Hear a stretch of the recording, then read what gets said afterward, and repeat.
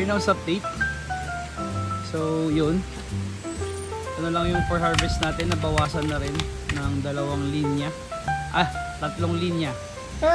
Tapos ito 10 linya, 1,000 heads, 2,000 heads kasi mayroon pa doon.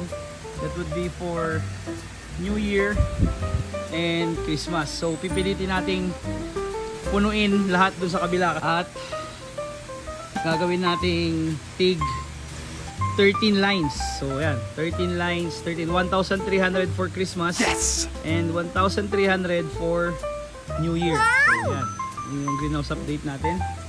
So ito na sila, pagtanim na tayo. Ayan. Magsusow pa lang. Nakapag-sow na tayo na 10. Pero yung dalawa dyan is para kay Valley Greens Hydroponics. Hydro Farm sa Tugigaraw City. Isasabay natin para pag sa December matatapos na yung greenhouse nila. May benta sila for Christmas. And next na magtatanim tayo ulit for New Year is isasabay natin sa kanila.